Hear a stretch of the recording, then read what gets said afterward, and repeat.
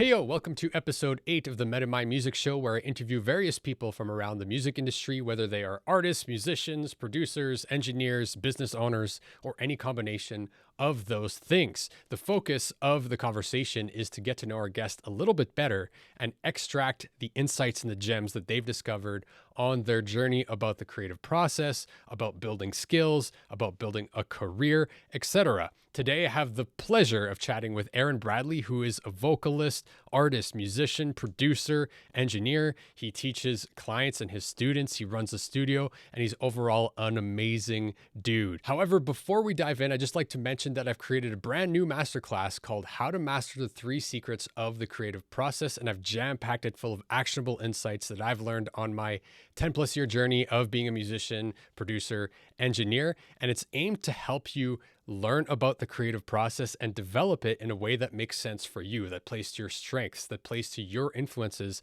something that you can take shape and mold so that you can finish more music and really unlock your creativity to a whole other level. So if you're interested in checking that out, you can find it in the description below. And without further ado, let's jump into the episode. All right, I'm joined here by the amazing Aaron Bradley.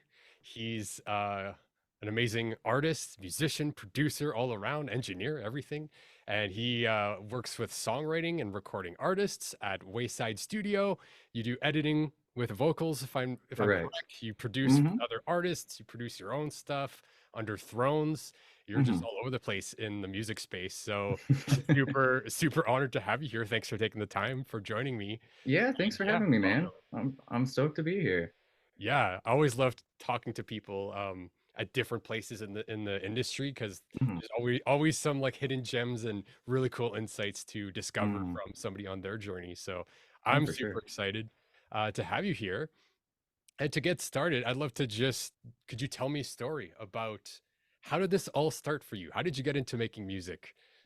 So, it all started, I'd say back when I was a kid, I think with the, band and orchestra program that my school implemented.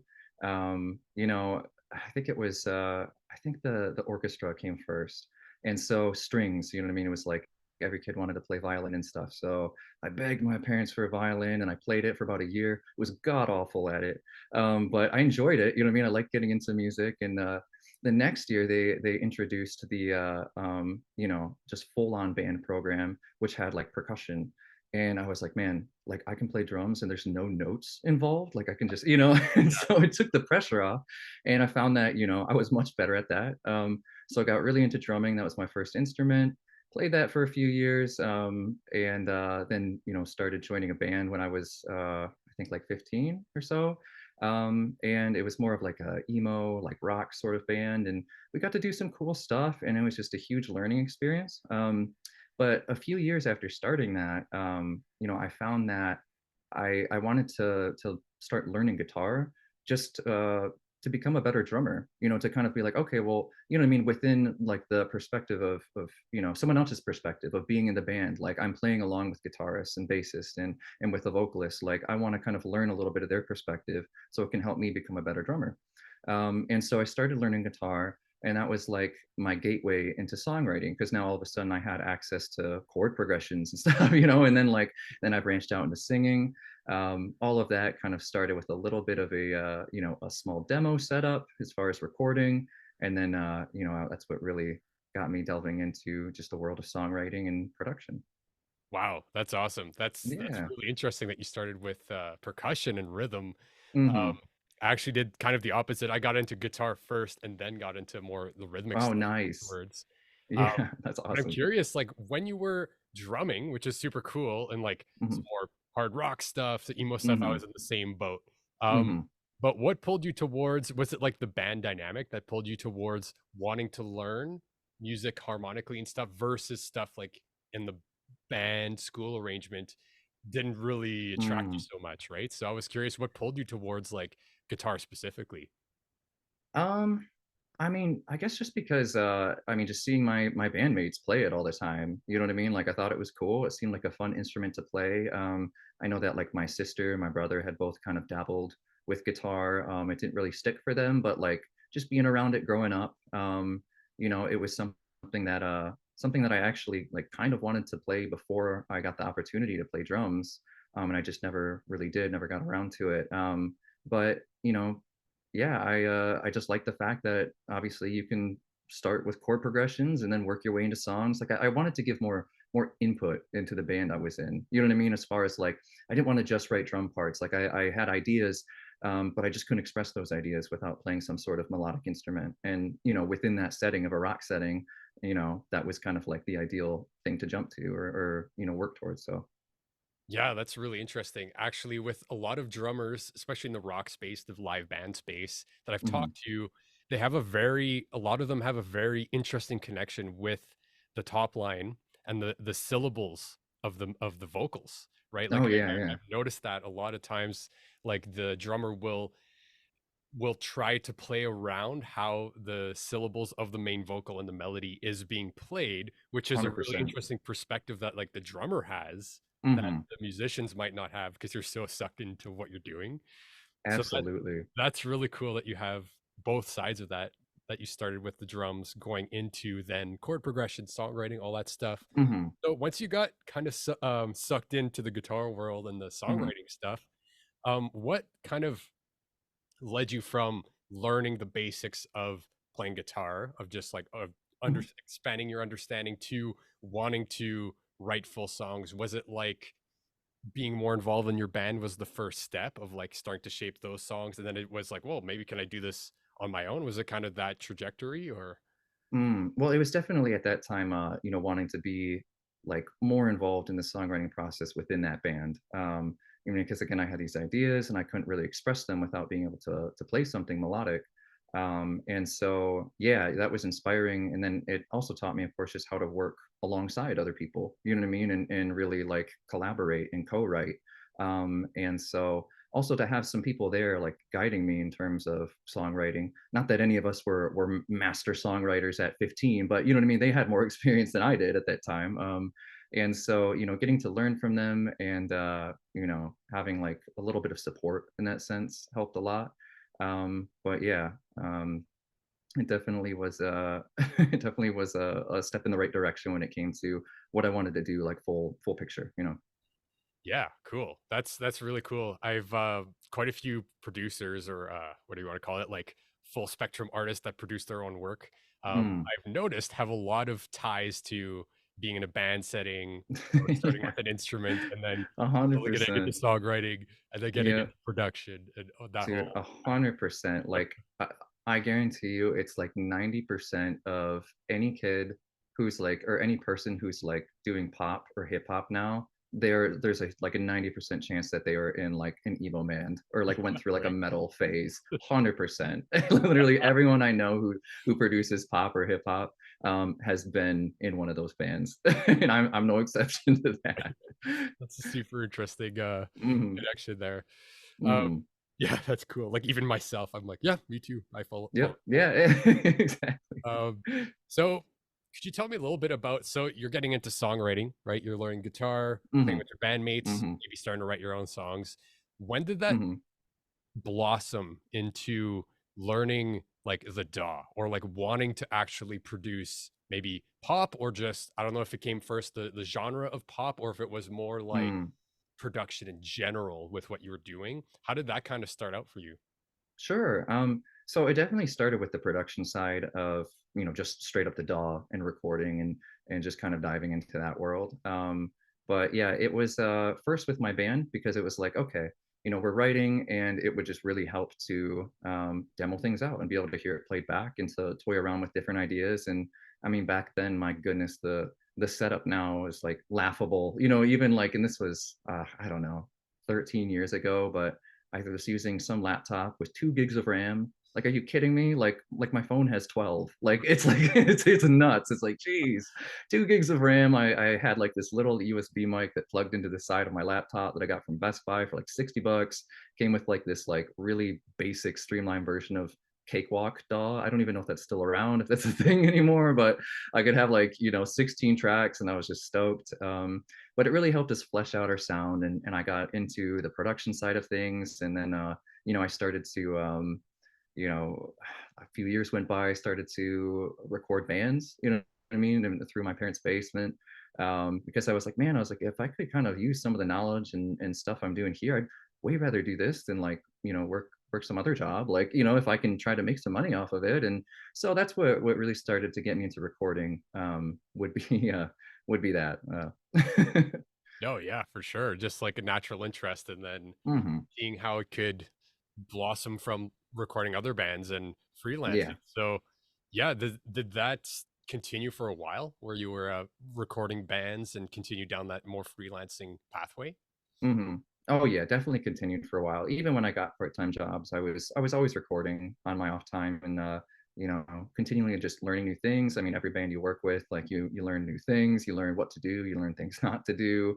And it was there were some good times, there were some bad times, but you know what I mean, all of it, experience is experience. So whether it was like a good experience, a bad experience, like at the end of the day, it's experience, and you gain some more knowledge and you move forward, and just as a better, producer and engineer as a result of that. So, but definitely starting out with a lot of like, especially in my scene with where I'm at, in the Detroit area and Metro Detroit area, a lot of like rock and like metalcore bands. So that was a lot of what I started out, engineering and producing. Wow, really cool. Hmm. Yeah, and that's really interesting how like it naturally kind of progressed, and I can see like the threads of where it started now in what you're doing with Hmm. studio, which I would like to talk a little bit about. Sure. I Yeah. can see how like the threads started from there into helping artists, I guess more solo artists and stuff instead of bands, Hmm. right? So when For was sure. like the I guess the this segue between, so you're working with bands, metalcore bands, hard rock Hmm. bands, all this stuff locally, recording, and one thing that you actually hit on, which I'm like super obsessed about, is I feel like you probably were naturally inclined to this, but like learning from experience, whether it's good or Hmm. bad, is like the truest way to create knowledge, right? Because you have experiential ties to what you did versus a lot of people today or that are maybe getting started. It's like you learn a lot of head knowledge, right? You watch tutorials, maybe you read books and all this stuff versus doing the thing. And there can be a Hmm. huge difference Oh, between 100%. those two things, right? So that's Mhm. awesome that that was like the foundation of your path. But I'm curious, how did it kind of go from like metal, bands into pop, hip hop, working with artists Mhm. towards maybe what you're doing now? Yeah, I know. So it's definitely a big transition, and it's funny too because I was one of those like narrow-minded kids, like within that sort of like rock and like metal scene where I was like, oh man, like top 40, you know what I mean, sort of thing. Like I had some sort of like smug attitude towards it, and like now I love it.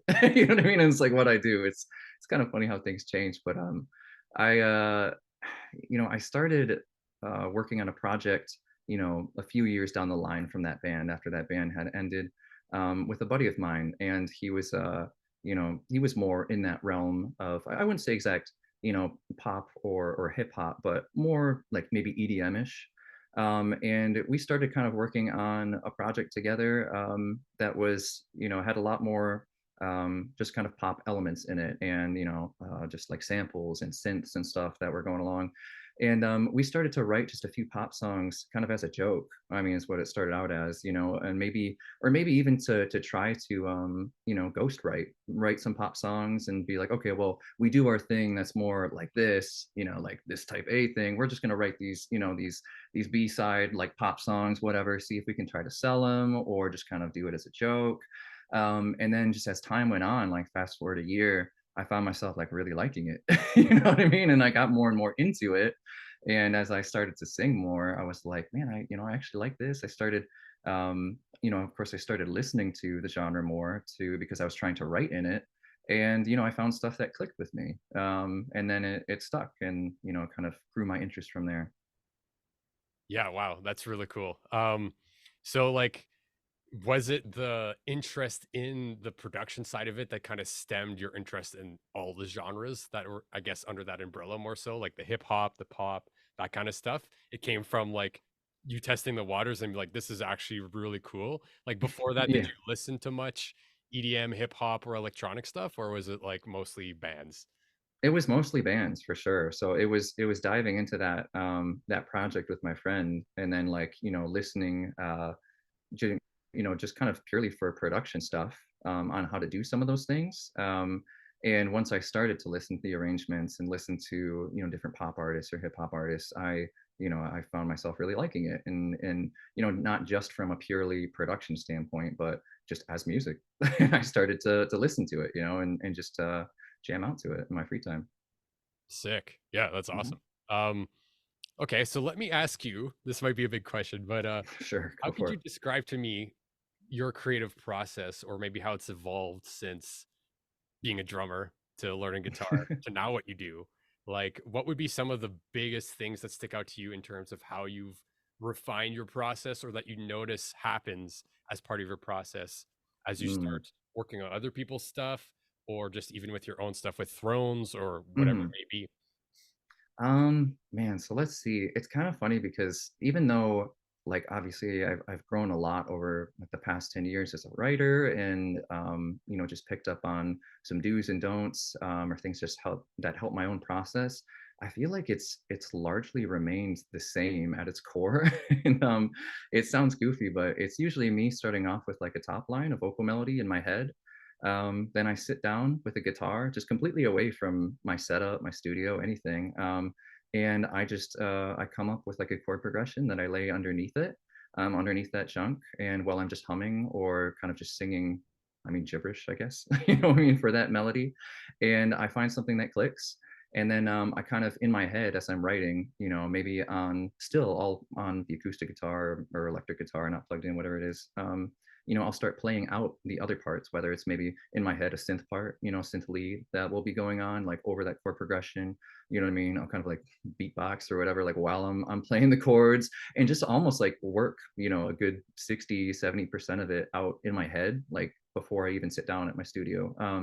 And I kind of have everything picked out on what I would like to be. I'm like, okay, well, this texture or this melody would be, maybe some pluck strings or something, or this would be more of an ambient pad. And I have an idea, going into, when I sit down at my studio and my desk, and then I start to plug everything in. And at that point, things either really click and I'm really happy because it sounds the way it did in my head, or it completely doesn't. And it can either be a good thing. It could be like a good different, or it could be like oh man, this didn't translate well, and maybe we need to revisit this. But Yeah. I'd say at the core, I mean, that's been kind of my process for a long time now. That's really cool. That's Mhm. interesting. I feel like there's some parallel there because that's almost similar to what a band would do, right? Where you have a Mhm. lot of the song and a lot of the components worked out before even you're thinking about recording.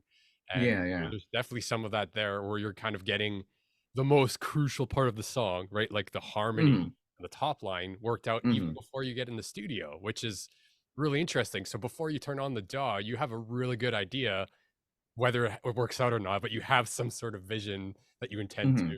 work out on. So is that the Mhm. case with, you'd say, most of your projects, they kind of start out in that phase and then you flesh them out in the DAW? Yeah, 100%. That's how I start most of my stuff. Sometimes I will be in the DAW. It's very, very rare though. I mean, like 9 times out of 10, that's how I start my stuff. But every once in a while, I've picked up over the years, if I feel like things are just getting stale, or I'm just like, man, I feel like I do the same stuff because like I'm starting out on the same instrument. I will try to make it an effort to change things up by being like, you know what, man, screw it. Like I'm hopping into the DAW and I'm starting with drums, like, you know what I mean? Or I'm starting with bass, like, you know what I mean? And actually changing it instead of starting with the melody and laying chords underneath it and going through the same thing over and over again. It helps keeps things fresh, but I'd say yeah, 90% of the time that tends to be my go-to, since the melody, and the chords are the most important thing to me, and then I just flesh everything out around that. For sure. Yeah, especially in the Mhm. pop space, is like the top Yeah, line is definitely exactly, exactly. the pinnacle of the Mhm, song. But, yeah, it's funny you mentioned how changing, I guess you could call it the interface of you with the music, right? Because with, like, a mhm, guitar, for example, like, as wide of an instrument and it can do a lot of things, it also has limitations baked in, right? You yep, can only do mhm, certain things on a guitar. Same with, like, a piano or whatever it may mhm, be if you play a string instrument or you're a drummer, there's, like, mhm, baked in limitations to that. So yep, changing how you interact with an idea at the beginning can mhm, yield different things. Because like even in pop music, like let's say most of the time the top line, the melody and the chord progression is like the main thing, but sometimes you'll get Yeah. like a track where it's the rhythm that's Yep. really the thing, right? And the For vocal sure. is still very present and very important, Mhm. but there's like a different thing, and like that might speak towards that producer. Maybe that day decided, you know what, let's just play with drums and got a hook there. Mhm. But Exactly. I wonder if so having proficiency on a chordal instrument. So I think Mhm. that's quite an important part of your process, right? Is like being able Yeah. to come up with stuff on the guitar. Mhm. Um, how important do you think that is just for a producer in general? Because, for example, for me, I play guitar as well. I know other producers who are like uh, great pianists or like synth Mhm. players, all this stuff. And it does change how you interface with coming up with ideas, maybe versus someone who starts in the DAW, right? Where Yeah, yeah. they're Mhm. using their mouse or they're scrolling for presets and stuff like that. And they might have to like pencil in notes. Do you think that that's an important thing to develop if you're missing it? Or do you think it's just like the way it works for you? I think it's kind of the way it works for me, and I think that's important for everyone. Is just to find what works for them individually. This just happens to click with me individually. Like I said, I do get like on that 10% where I do sit down in my DAW. I do tend to get really cool results of just being like, oh man, this is cool. I'm just gonna work with some loops, kind of tweak some things, then start laying things over that. You know what I mean? And I think that neither is right nor wrong. There are no rules in songwriting, only guidelines. You know what I mean? And so that just happens to work for me. But yeah, if somebody has a different process, then by all means. I mean, for example, I'm no god at guitar by any means. I am like I feel like I'm a jack of all trades when it comes to stuff. When it comes to keys, when it comes to bass, when it comes to guitar. And I just try to be smart with how I arrange things. You know what I mean? And try to find things that are cohesive, and be mindful of how everything's gelling together. But I'm not extremely proficient at, any particular instrument. I mean, drums would probably be my most. I don't play as much anymore as I'd like to, but you know what I mean? But that's not a melodic instrument. But you know what I mean? So when it comes to playing these things, I just try to be conscious of the arrangement and just be smart about it, and have fun with it. So just, finding whatever clicks with you, I'd say is the most important thing. Absolutely. That's sage advice, my friend. And it's it's like because I've struggled with this in the past where it's like Mhm. trying to make things fit into an ideal, but you realize it's like Mm. everybody's unique and everyone has different Yeah. backgrounds and different interests, different skill sets, and it's like Mhm. there is no rules, right? There's like guidelines and stuff, Exactly. but finding Mhm. your thing, I think, is that's super sage advice. And in your case, like you have experience with the drumming and guitar, and you kind of naturally came into those things, so it makes sense that it's part of how you come about things. And if somebody doesn't have that Mhm. experience, then it might not be the right answer for them, Mhm. in that kind of same way, right? Yeah, no, exactly. And again, like different no right or way or no right or wrong way to do things. It's again just like whatever vibes with you. For example, like for the melody thing, when I sit down, I write out my melodies first, like just by humming, my vocal melodies. And then I usually go back and I write lyrics later to fit those melodies because those melodies are important to me. And like that's what's catchy, at least, within like the pop space and whatnot. And, if I have to tweak them slightly, like as I'm writing lyrics, like that's fine. But that's kind of what works for me. My best friend, however, does the complete opposite. He starts off by writing lyrics and he gets really cool results by writing out, all these amazing lyrics. And then he fits melodies around those lyrics and he gets just like incredible results. You know what I mean? And so, two completely opposite methods, but, they both yield great results. So, it's just another way of saying just find whatever clicks with you and just roll with it. But at the same time, don't be afraid to try something new. There are times where I've pushed myself out of my comfort zone to write lyrics first and then try to write a melody around it and try his method. And I've got some like cool stuff out of that as well, even though it's not my normal go-to. Yeah, that's really cool to challenge yourself, get out of the Mhm. comfort zone. um Yeah. yeah, you mentioned so one thing that really stuck out to me when you were describing your approach, and like you said that you don't feel super like god mode of any instrument, which is Not at totally all, cool. yeah. Like, but one thing that stuck out to me is that you're always, correct me if I'm wrong, but it sounds like when you come up with ideas, you're always serving the song. You're always trying to find 100%. the I'm glad way. you said that. I say that all the time. It's like that stuck out to me, and I was like, "Yeah, this guy, Mhm, you're very aware of like what role does this element have to play to make everything mhm. else Yep, whatever pop, right, in the context." 100%. And to me, that's something I always teach my students, and as like I'm super passionate about because like the end experience of what the song delivers is always more than the sum of its parts, right? So it's Mhm, almost like seeing that almost omniscient perspective of what you're doing. And I feel like that might be one of your huge talents, is that you almost have that. It's like it's a great thing to have as a producer, where you can be hyper aware of how everything interacts, serving the purpose of the mhm, song, whether it's the top line, the vibe, whatever it is.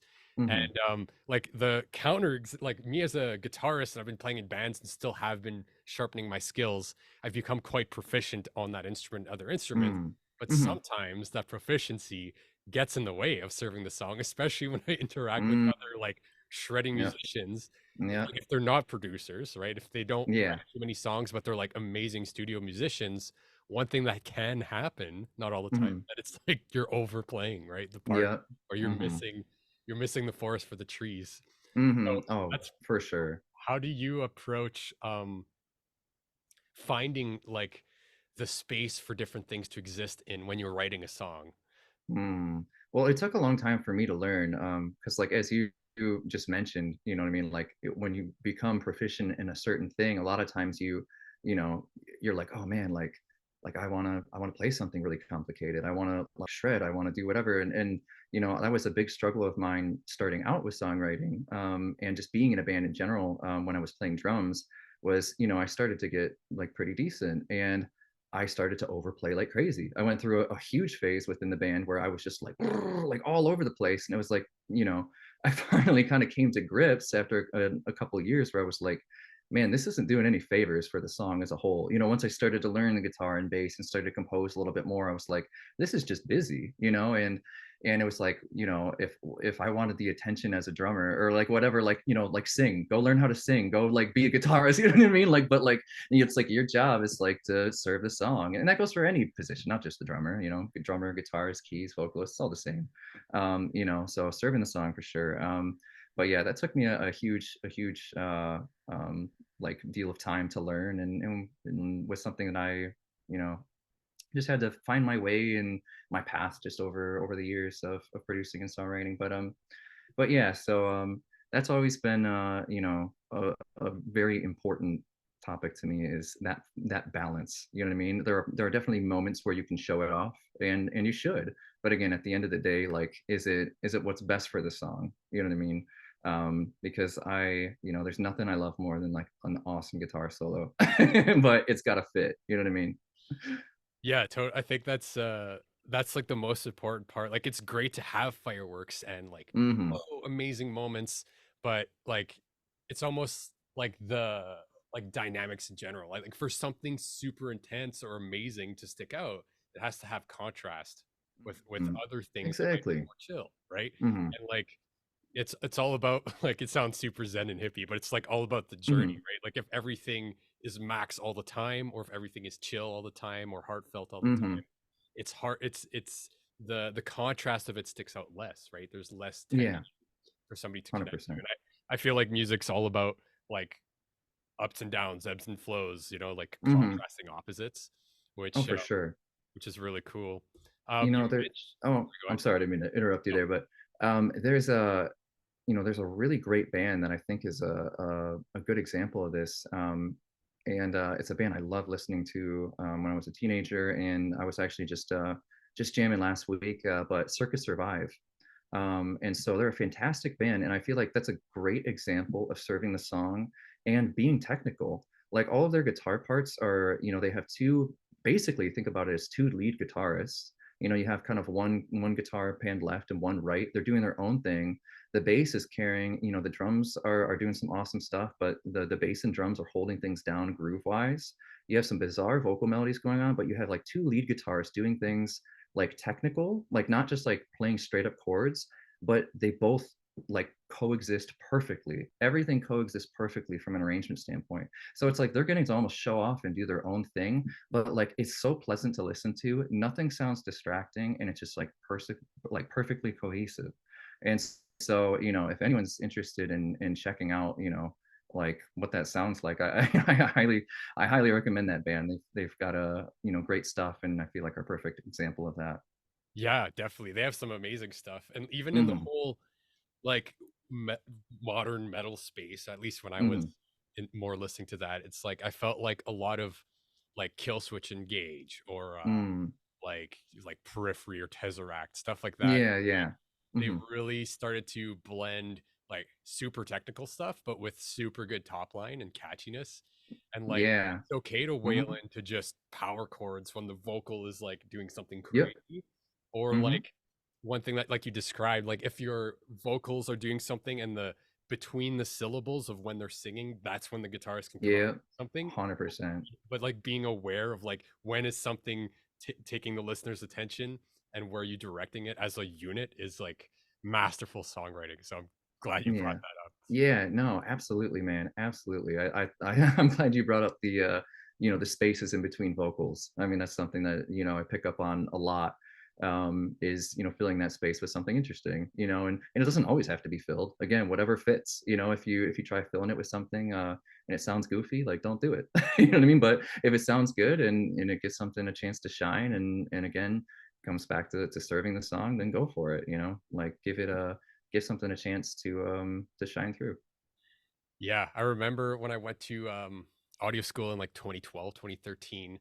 Mhm, One of my instructors showed me, like I already knew who Beck was, but he showed mhm, me the song Sea Change in mm. like this studio, like this, decked out studio in school and Yeah, everything. yeah. And the product, like if you haven't heard that song, definitely check it out. Or I Yeah, I think gotta it's check it called, out. it's the first song on Sea Change, the Golden Something. Okay. But it's like so well produced, but the thing that sticks out is like this epic chill vocal like transcendent thing is Mhm. always like ebbing and flowing with the instrumentation. So as soon as the syllable ends, that's when the string part blossoms. Mm. And it's just like so expertly done as to what you said Yeah, with yeah. the spacing of the vocal to make sure that nothing is really overtaking that, but only like it's supporting the aesthetic of what's going on vocal wise. Exactly. It's just Mhm. so beautiful when like something comes together that way.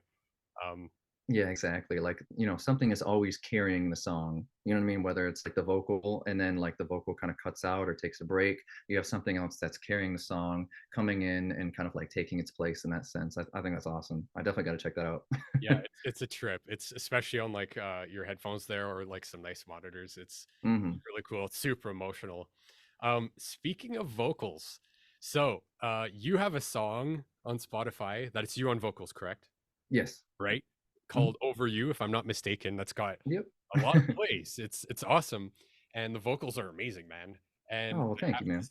ask you, like, from starting as a drummer into guitarist into production, like that, I Mhm. can see that getting into vocals Mm. is interesting. Like to me, I sing vocals like background to the front man in the band I play. And Mhm. I've never really like I've been pulled towards it, but not enough to actually do it to like Yeah, explore yeah. vocals in my own way. And Mhm. I'm curious as to how that came about where you're like doing vocals front and center on your own project. That's getting a lot of attention. Like how did that start for you? Well, I started to do just some backup vocals in that band that I had mentioned, as a teenager. And so that's where I was dabbling. But, at that time, I was not singing properly or correctly, not using my diaphragm. Like I was hurting my voice. It was not pleasant to listen to. It took a long time. And I'm still always trying to improve. I am the own worst critic of my voice. It's almost hard for me to listen back to. Like, but yeah, I started, doing just a bit more demoing out when I was working on like the pop projects for fun or to try to ghostwrite. I was using my vocals as like a placeholder. Like that's kind of I was like, you know what, I want to work on my vocal ability enough to just be able to be a placeholder, to sell this song or show it to somebody and give like an actual vocalist just an idea of the melody and what to sing. But I found I started to really enjoy it, and the more I got into it, I'm like, okay, like it's actually, my voice is becoming like semi listenable, like, you know what I mean? Like you can, it's not the worst thing in the world anymore. And I started to really work at it. And I'm just thankful for the progress that I've made. And I'm still working at it to this day. I've had a lot of, unfortunately, this past year, a lot of medical issues when it comes to my voice and my throat, which is why I haven't put anything out in a while. But it seems like some of those things are getting a little bit better. And so I'm really excited to dive back into music and continue singing.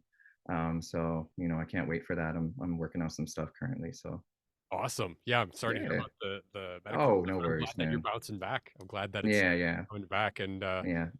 yeah, it's interesting. I've noticed a pattern where it's like, even with the learning the guitar thing, and then Hmm.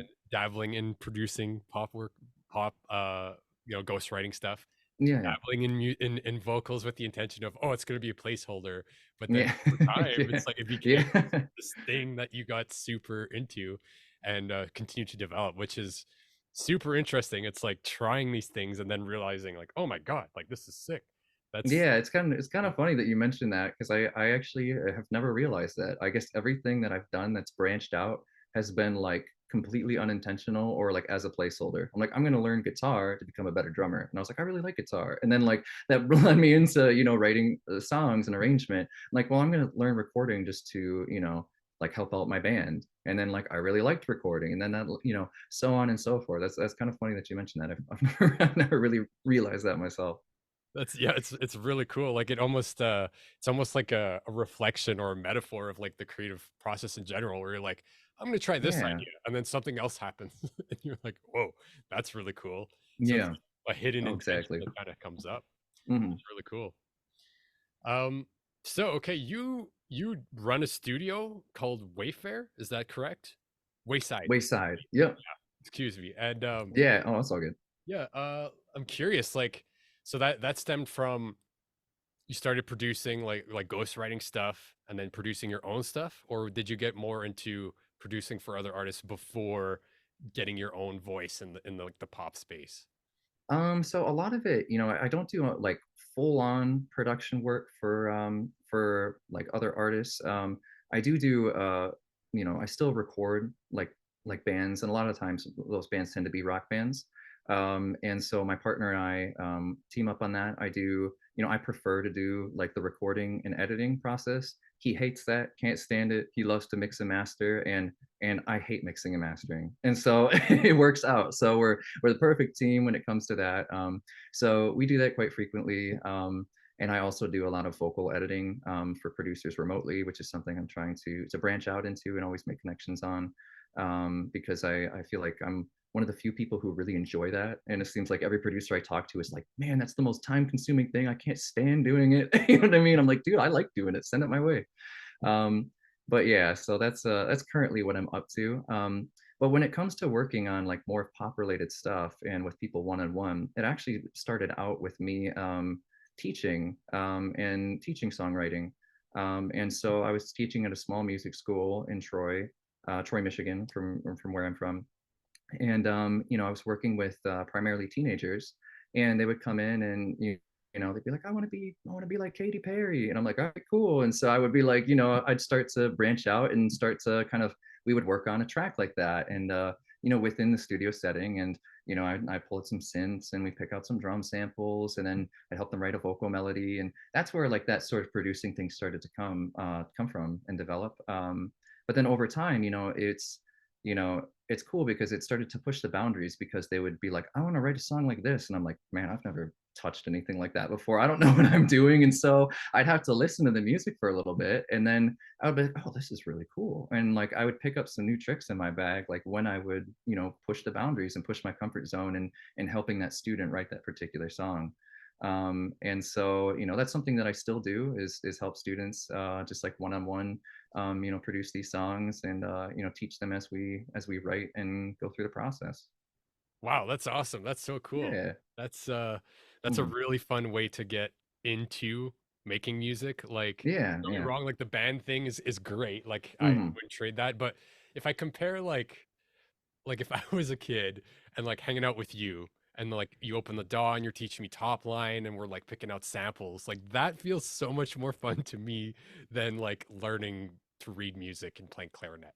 Yeah, yeah, no, I gotcha, and definitely like to each their own, but like, you know what I mean? Like I'm always hoping that, I can provide my students with just like a fun time that they can leave just like, with a smile on their face and just happy and walk away learning something and being excited about music because there's so much to be excited about when it comes to music and songwriting and such a great outlet, such a great way to express yourself. And so that's always my goal with that.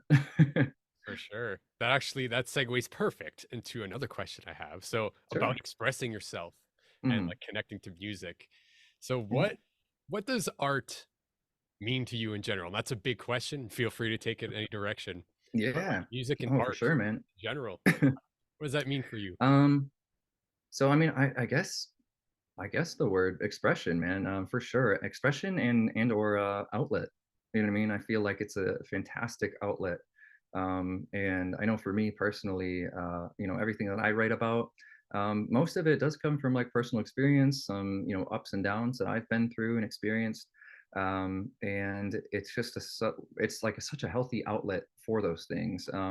And that's something that I would always teach my students as well. And especially with most of them being teenagers, like, those are rocky years for a lot of people. And, it's a great way for them to express themselves and to just like direct, either positive or negative emotions in a healthy way. And so I would definitely say, that's what would come to mind is being able to express what you're feeling and direct it into an outlet. And then from there, I mean, you have people, of course, who pick up on it and resonate with it. You know what I mean? So if you're struggling with a particular thing in your life, and you write about it, and there are going to be people out there who connect with that art. You know what I mean? Whether it's a painting or whether it's a song. Yeah, that's beautifully said. I've always seen music as like without getting too esoteric and out there, just like almost a personal alchemy. Like it's a tool for healing, right? And like Yeah. a Hmm. lot of people I've talked to, they say that music has like almost saved their life or been Yeah. such a like core part of Hmm. them stabilizing like more crazy times in their life and Hmm. like into a positive outlet, like you said. Hmm. And yeah, there's something like any art form in general, but especially with music, it's like you're shaping and refining this thing that you're constantly referencing. Like, does this resonate? Does this feel right? What direction you want to Hmm. go? And like, as you're doing that, you're also shaping and refining part of yourself, right? As Yeah. you're Yeah. doing this thing. And like, Hmm. that's truly beautiful, right? Because that's like a metaphor Hmm. for life in general, right? Like, that's Yeah. you get thrown into this world and then you Hmm. hopefully try to shape and refine whatever happens and as you grow and change into Yeah. something that resonates and like harmonizes with what you are, right?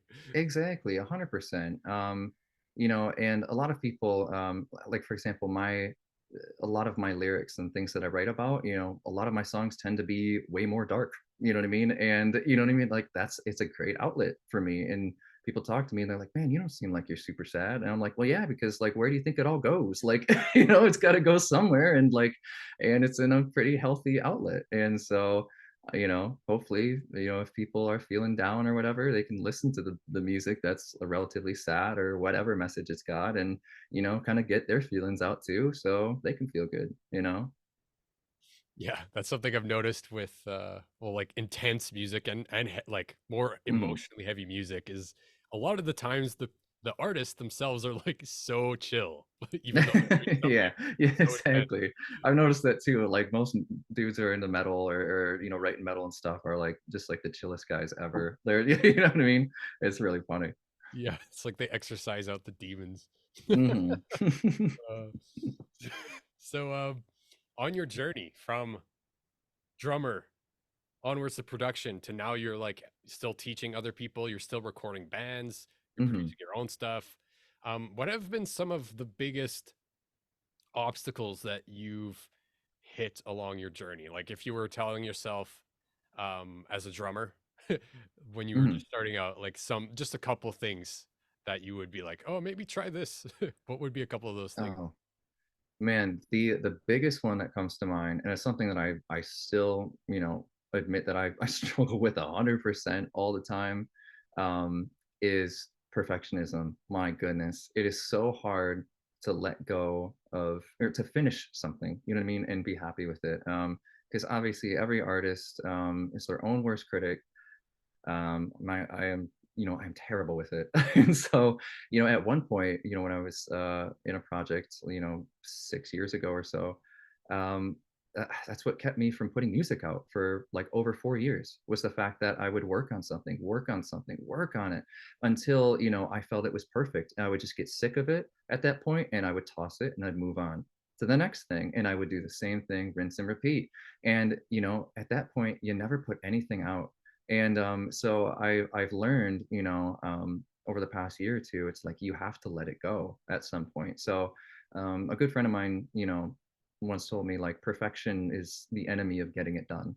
And it's such a good quote and it's really true. So, and that's not an excuse to make garbage content or to be lazy. That's not what that means. It just means that you take things to a point where, you're 98% there and then you let it go, and at that point, I mean, when I look back at, let's say, the song that I put out, a year and a half ago, um, I look at that and are there things that I could have done better and that I would have changed now and decisions I would have changed? Like, absolutely.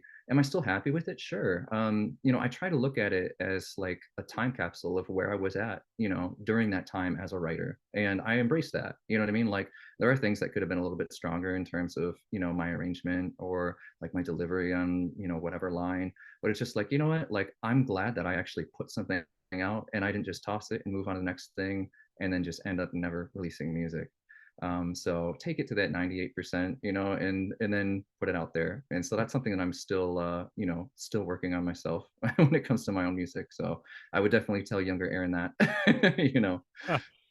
Yeah, that's like nail on the head. A lot of like what I emphasize as well, and I went through the similar struggles where I'd be like focusing on one song and like the same hmm mix for years, and Yeah, not even end up seriously. releasing it, right? And like hmm hyper obsessing over something. And there's a great quote. I think it's by Da Vinci. I think, but it's like art is never finished, only hmm abandoned. Yeah, that's a really good quote. And it's like you said, like could I have done something better to this? Could I have done this differently? Of course. And like, hmm when will that ever not be true? Exactly. Right? I That know will if you're all, always growing, you know what I mean? Like it's got to come out at some point, and you just got to embrace it. yeah, like in every piece of anything ever could have been Mhm. done better. Everything could have Exactly. been worked on more. There's nothing that's like perfect, really. That's just not Mhm. even real. And it's like 100%. almost like one thing I've learned is like, and I'm still totally fighting this. Like I'm still kind of Mhm. working towards this as well, but it's like releasing something at the best that you can do right now and accepting it and being like, hey, this isn't perfect. I don't feel like this is perfect. I might not feel super stoked about everything about this, but it's like Mhm. releasing something. It's like completing the cycle, and Yeah, yeah. it's the biggest, it's the best tool you can have to grow. Is to Yeah, let something go, right? And like that applies to absolutely. life in general. Mhm. And you don't even like, even if you finish a song, doesn't necessarily have to be released if you're like at that Mhm. point where you're not comfortable with it. But Yeah. finishing something and moving on is like, I don't know, I've grown the most in doing that, even though I wasn't like, I was like, oh, this could have been better, this could have been better. It's like you take that for the next Mhm. time, right? Exactly. There's such a huge sense of fulfillment in just finishing something. Again, like you said, whether you're at a point where you feel comfortable putting it out and letting other people have ears on it or not, that's up to the individual artist and what they're comfortable with. But, just being able to say that you finished it, like there is such a huge like, sense of relief and fulfillment and accomplishment. And so yeah, definitely, strive for that because it's totally worth it. Totally. Um, yeah, on that, it's kind of a similar note, but what would you say is one of the biggest breakthroughs you've had? Like an aha, or like just a moment that you're like, whoa, I could do this full time, or like, whoa, this track came together, or whatever it may be. What might be one of those moments? Biggest breakthrough. Um, Let me see. I'd say, I mean, and this is something that I started to kind of gradually do over time as I started to get more into arrangement and songwriting. But there was a period of time where I just like, and this was maybe like 2 years ago, where I just buckled down and I was like, this is important. And it was a breakthrough.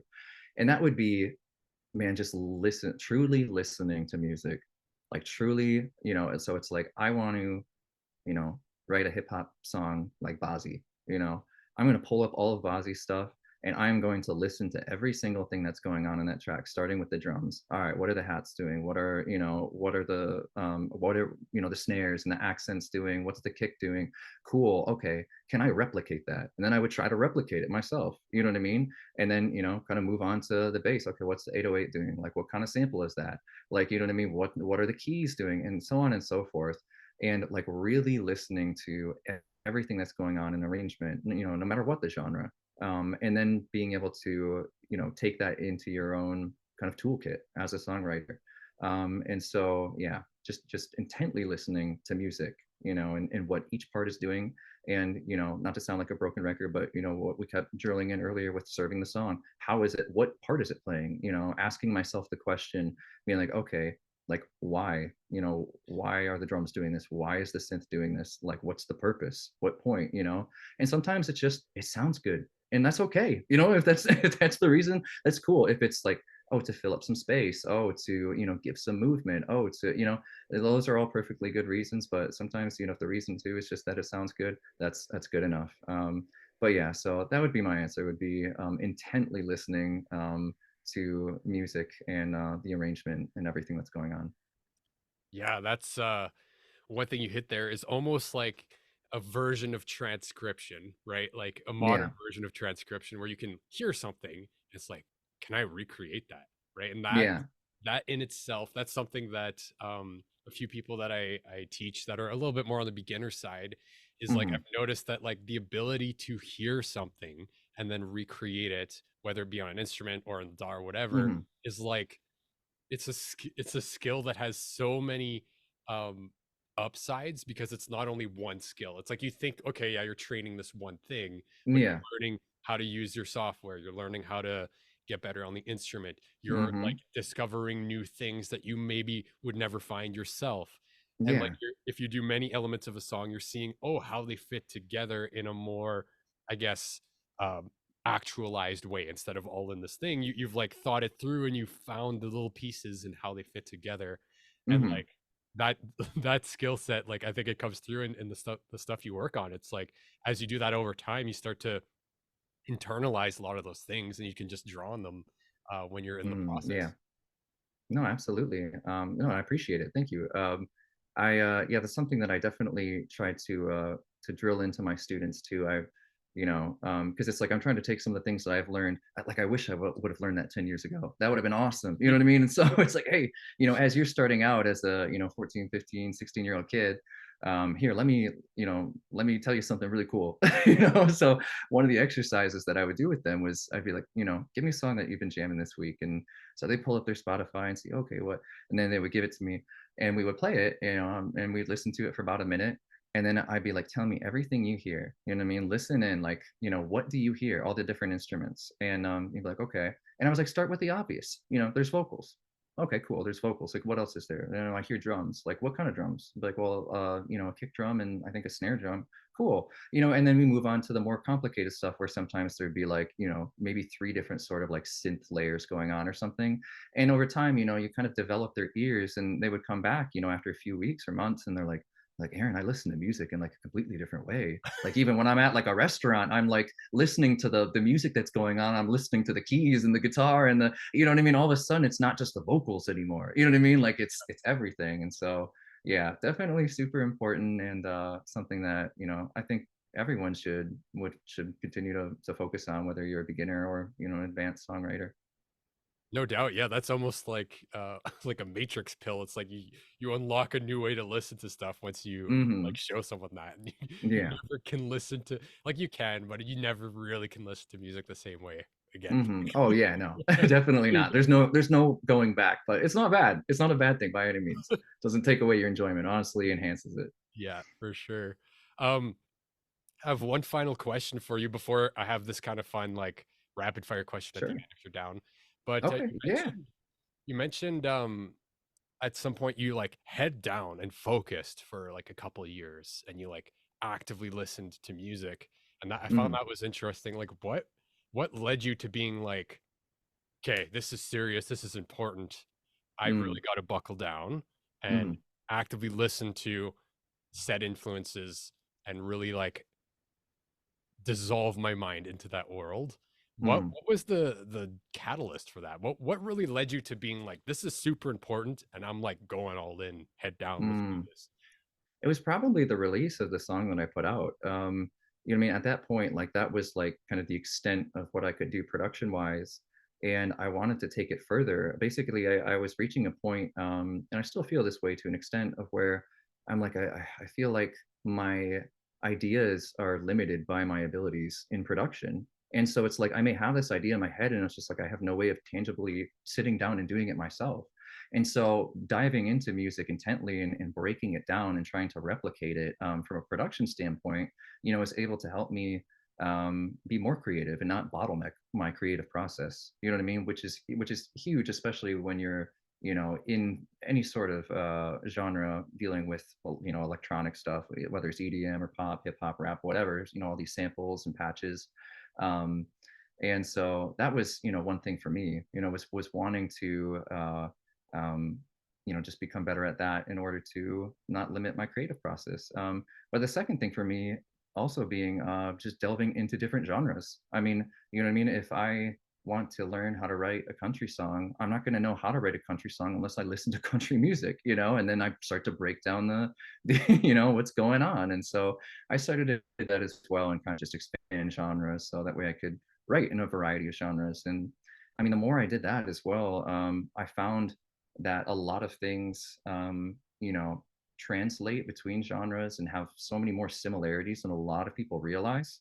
You know, I started to think of, you know, in terms of writing, you know, or arrangement at least, you know, kind of even lows, mids, highs, stuff like that. And I'm like, okay, well, within a rock song, you know, you got your guitars are kind of like your mids, and you know, your drums, of course, you know, your kick is your low, your bass.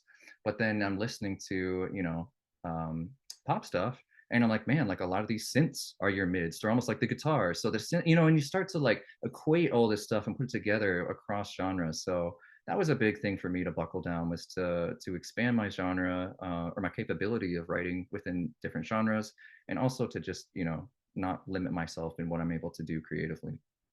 That's amazing. That's like the it's almost like the eternal quest or adventure as a producer Yeah. artist is like Hmm. constantly developing and growing, right? Because Exactly. one thing you hit on is like the universality of music or concepts that go between genres. And Hmm. like one thing that I like, what just one frame in how I can see music and that I teach is like there's like rhythm, bass, melody slash harmony, and then Hmm. dynamics, which is like Yeah. the Yeah. arc. And Hmm. like within those categories you can describe most music, maybe not like ambient noise drum, Yeah. Yeah. Yeah. Of course, but like like soundscapes and stuff. yeah, Yeah. Yeah. but Mm. in like looking at that and being like, well, in this hip hop track, like what's the rhythm doing? What role does it play? How does it Hmm. interact with the bass versus like a rock tune or like a pop track or like Yeah. even there was this thing I was studying where it was like getting more into clave rhythms, right? So this is like Mm. I think it comes from a lot of Brazil and like South America where you have like these like subdivisions of rhythm and it Yeah. can really contort and groove in a different way. And I'm like, dude, this is like Yeah. all over pop music everywhere. And I'd never realized Yeah. Yeah. Mhm. just little things like that, that like one little thing in the rhythm can like unlock, oh, I see this in pop, I see this in this kind of sample and all Yep. these other things. And Yeah. yeah, it's kind of I love that stuff. It's like Oh, beautiful. absolutely. Yeah. No, it's so cool. I know I nerd out about this stuff. Awesome. Cool. Well, I have if you're down, I have some like rapid fire questions to throw at you that like Sure, I'll do my best, do man. your best. Like it usually ends up becoming like a complete mess, but it's hilarious. All So right, let's go for it, man. okay. So, what would you say is the song or artist that you've shared most with other people? Oh goodness. Maybe like NF? Nice. Yeah. Cool. What Awesome are dude. what are 1 to 3 books that have greatly influenced your life? 1 to 3 books. Man, I think I've read like 2 books. So I'm thinking here. Honestly, for me, faith is a huge part of my life. So definitely the Bible. That is one book that I do read pretty much, every day or every week. But outside of that, I feel like there was a book I read, the Transl Saga, I think, when I was like in school. That was a really cool book about some guy who like goes to some alien world, lives an entire life, and then comes back and wakes up in the exact moment and where he left. And it was really cool. And honestly, bringing that up is, I kind of want to read it again. But that, and then there was a book, I think, The Marine Sniper, something like that. It was about a soldier's life in Vietnam. And he was I don't know, just going through some intense stuff, and it was a really, really interesting read. But I guess I say those 3 books. Nice. Some interesting Mhm. plot lines there. Yeah, yeah, pretty wide, pretty wide stuff there. This one's we might have covered it, but you can whatever you want. How has failure Sure. or paired failure led to success? So, like, do you have a favorite quote unquote failure that happened? Um, my goodness, let's see. Um, I don't know, and it's funny because I fail like all the time. Maybe I'm having trouble picking.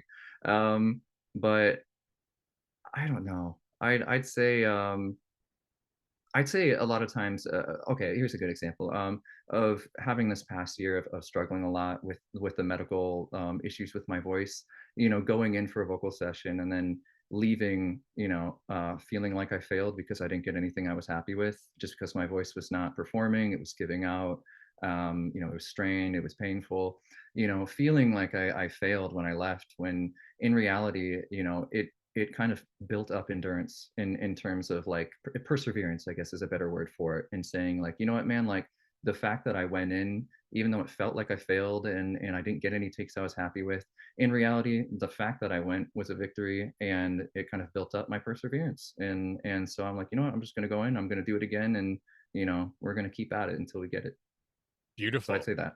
That's awesome. Yeah. Um, Best sub $100 purchase you've recently made. Oh man. My goodness.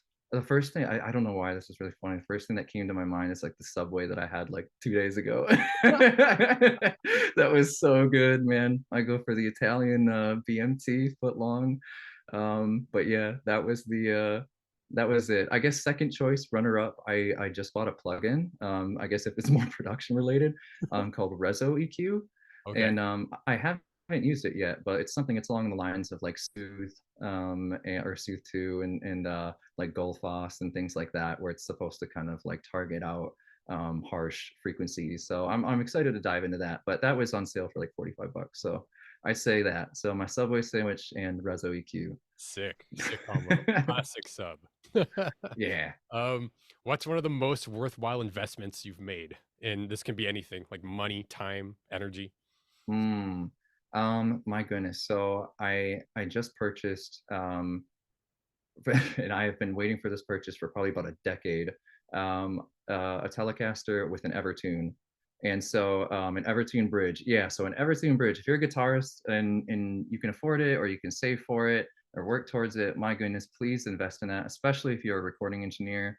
Oh my gosh, over the years of recording bands and just having issues with intonation with guitars can be a nightmare. An Evertune bridge is like, will keep everything in tune perfectly, will resolve all of your intonation issues, your tuning issues. It is like a godsend. And so I'm super stoked to finally be getting one of those for recording other bands as well as recording my own stuff. So definitely an Evertune. It's an amazing investment. So I definitely recommend that. Oh shit, man. Yeah, like I've heard amazing things and like I Hmm. keep smashing my head against the wall with intonation issues all over the place. Yeah. Oh, You've it's so sold, worth it. It's you've so sold worth me it. on Every time I would play, like all of my friends like have them like in their bands and stuff, and they're like, We're never going back." You know what I mean? Like I'm never going back. it. And every time I would play it, it's almost bizarre how like well intonated it is. Like it almost like throws your ear off because like you play an open string, you go to the 12th, and you're like, oh my gosh. And then even on some of the guitars that have a 24th fret, you go to the 24th, and everything is like all within like 1 cent, and it just being perfectly intonated. It's like it's unreal. I love it. Oh But my yeah, God. great That sounds investment. amazing. Yeah, that Yeah. sounds amazing. Cool. What's some bad advice you hear in your area of expertise, which like music production, recording, whatever, art being an artist? um, Bad advice. I don't know.